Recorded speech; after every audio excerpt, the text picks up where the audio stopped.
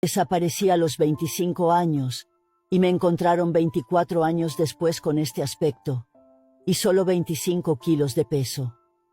Soy Blanche Monnier y esta es mi triste historia. Con mi pelo castaño y mis ojos azules, siempre fui una chica tímida pero alegre. Sin embargo, la relación con mi madre fue complicada desde muy pequeña y algunos problemas personales, como mi lucha contra la anorexia durante la adolescencia, no hicieron más que agravar esta complicación. Nuestro hogar, conocido por su grandeza, albergaba conflictos internos que pocos conocían. Nací el 1 de marzo de 1849 en Francia, más concretamente en Poitiers. Mi familia era conocida por su gran riqueza y respeto en la ciudad. Mi hermano y yo éramos herederos de esta fortuna, fruto de la exitosa vida de mi padre. Sin embargo, la felicidad y la estabilidad que proporcionaba esta riqueza se vieron truncadas por la repentina muerte de mi padre, cuando yo era aún muy joven.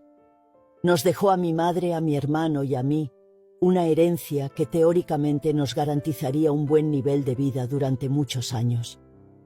Mi madre, Madame Monnier, era una mujer influyente en el pueblo, conocida por hacer obras de caridad, muy respetada por todos. Todo empezó cuando yo aún creía firmemente en los ideales contra el dinero, y eso marcó gran parte de lo que vendría después.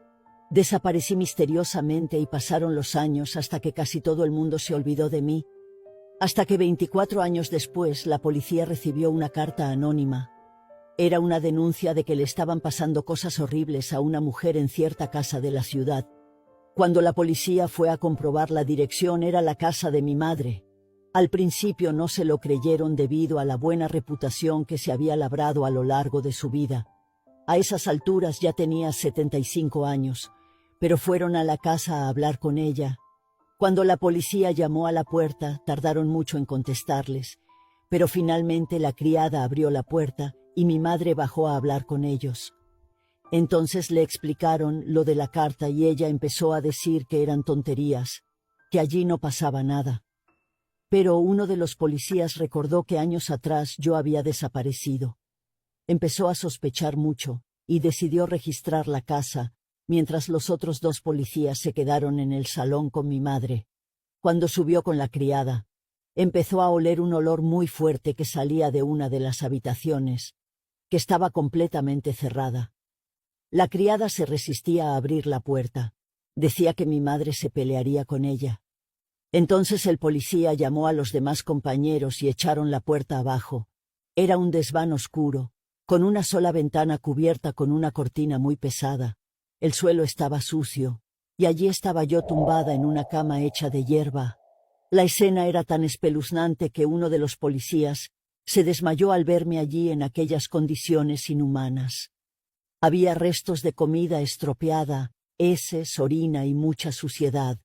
Estaba encadenada y muy débil, totalmente desnutrida. Pesaba solo 25 kilos. Se preguntarán, ¿pero por qué le haría uno esto a su propia hija?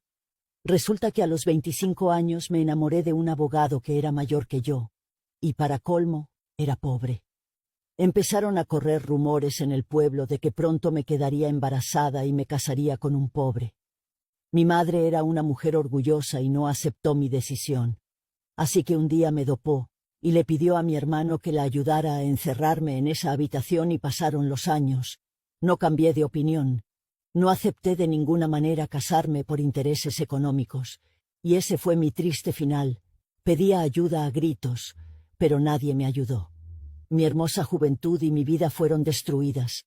Los policías me llevaron a un hospital, conseguí engordar, pero nunca recuperé mi salud mental y morí en 1913 en una clínica psiquiátrica. Mi madre murió 15 días después de ser detenida, debido a complicaciones cardíacas.